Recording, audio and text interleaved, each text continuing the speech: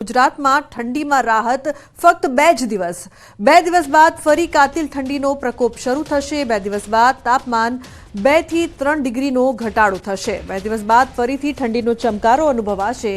ધાબળા sweater હજુ બહાર જ રાખજો, ઠંડી ગઈ નથી।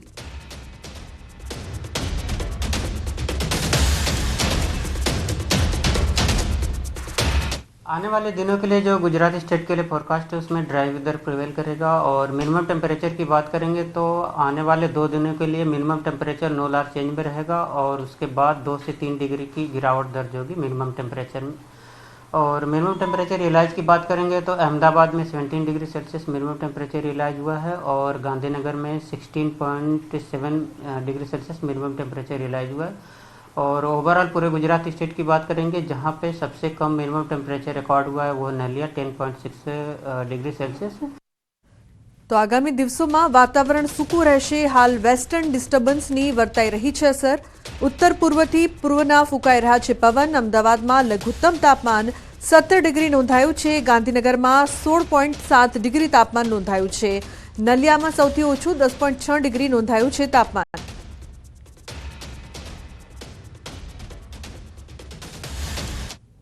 अन्य समाचार पर नजर करिए तो भावनगर जिला में चालू वर्षे शियाळु पाकनु रेकॉर्ड ब्रेक वावेतर थयुं छे। जिला में डूंगળી, घઉં, चणा और घासचाराना वावेतर में नोंधपात्र वधारो नोंधायो छे। तो कपास, बाजरी, जुवार, जीरुनुं पण सारा प्रमाण में वावेतर थयुं छे। एमां पण राज्य में डूंगળીना कुल वावेतर में भावनगर जिल्लो प्रथम क्रमांके આવ્યો છે।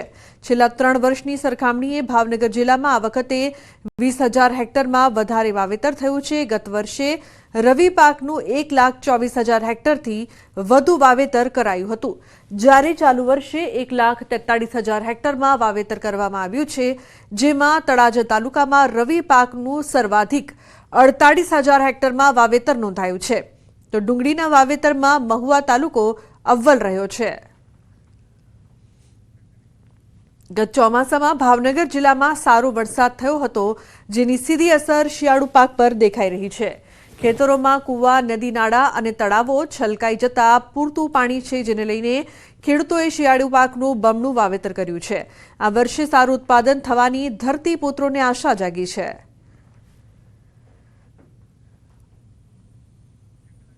महत्वनुं छे कि डूंगળીના वावेतरमां भावनगर जिल्लो प्रथम આવ્યો છે। आ वखते सारू वावेतर, शियाळु पाकमां रेकॉर्ड ब्रेक वावेतर।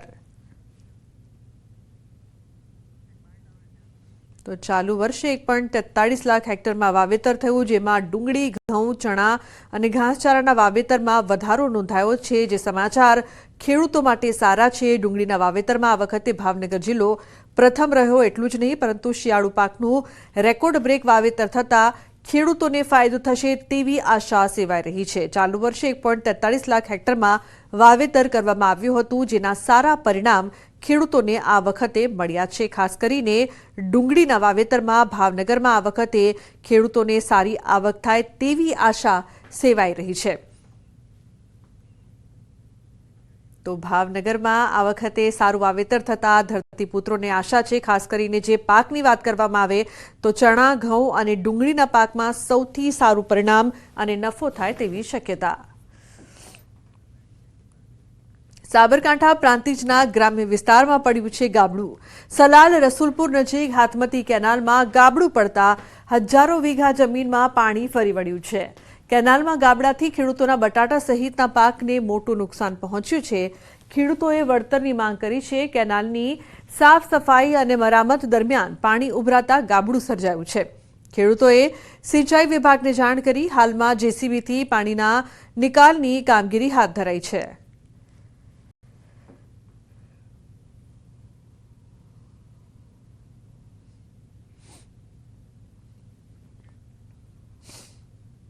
પાણી છોડ્યું એટલે આગળ જાય નહીં, એટલે આજે નીચાણવાળો ભાગ હતો ત્યાં કેનાલ ફાટી ગઈ। કેનાલ ફાટી હવે એ બધું પાણી ખેતરોમાં જે બટાકાવાળા બધામાં ભરી ગયું। હવે બટાકાની ખેતી એવી છે એટલે કુમળી। હવે બટાકો બીજો પાક હોય તો રહે, બાકી બટાકો તો અમે ભેજે બાપનો કરીએ છીએ એટલા માટે। અને અતિશય પાણી થયું એટલે 60-70 વીઘા બટાકો ફેલ થઈ। તો બનાસકાંઠા જિલ્લાના વિભાજનનો વિરોધ સતત 21મા દિવસે પણ યથાવત છે। ધાનેરા અને બનાસકાંઠામાં જ રાખવાની માંગ વચ્ચે આજે ધાનેરા બંધનું એલાન છે, ત્યારે વેપારીઓએ સવારથી દુકાનો બંધ રાખીને સજ્જડ બંધ પાડ્યો છે। ધાનેરામાં જન આક્રોશ મહાસભા યોજાઈ રહી છે, જેમાં પહોંચવા ગામે ગામથી લોકો ટ્રેક્ટર અને ડાલામાં ધાનેરા તરફ પ્રયાણ કરતા દેખાયા છે। ધાનેરા તાલુકાના અનેક ગામડાઓમાંથી લોકો ટ્રેક્ટર, જીપ, ગાડીઓ સહિતના વાહનો લઈને ધાનેરા પહોંચ્યા। સભામાં લોકોને લાવવા 350 રિક્ષાઓ મફત સેવા આપી રહી છે। રિક્ષાઓ પર જન આક્રોશ સભાના બેનરો લાગ્યા છે। ખાસ વાત તો એ છે કે આ વિરોધમાં ભાજપ કોંગ્રેસ બંને પક્ષના નેતાઓ સામેલ છે। ભાજપના પૂર્વ ધારાસભ્ય મફતલાલ પુરોહિતે તો આત્મવિલોપનની ચીમકી ઉચ્ચારી છે।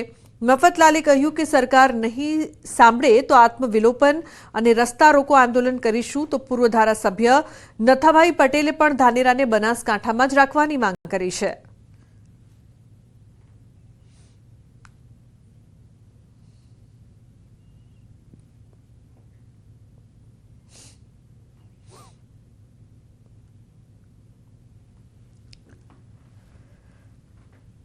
જ કાર્યક્રમો આપવામાં આવશે, જેની અંદર ધાનેરા હિતરક્ષક સમિતિ નક્કી કરશે। ધાનેરા હિતરક્ષક સમિતિએ કહ્યું છે અમારે રસ્તા રોકો, આત્મવિલોપન અને છેલ્લે બહુ મોટી સંખ્યામાં ખેડૂતોને, સામાન્ય નાગરિકોને સાથે લઈને એક રેલી કાઢીને ગાંધીનગર સુધી અમારો અવાજ પહોંચાડવા માટે પ્રયત્ન કરવો પડશે। જો પ્રજાના વિચારો લઈ અને એ રીતે દરેકને સમાવેશ કર્યો હોત અને એમની માગણી મુજબ સમાવેશ કરવામાં આવ્યો હોત તો આ પરિસ્થિતિ ઊભી ન થાત। પણ એ રીતે કંઈ ન કરતા પ્રજા પછી તો પ્રજાનો રોષ જ બતાવવાનો હોય, બીજું એના ભાગમાં શું આવે? પ્રજાનો આક્રોશને જોઈ અને ફરીથી નવા કંઈક ને કંઈક નવા પ્રોગ્રામો જ્યાં સુધી એને પોતાને સંતોષ ન થાય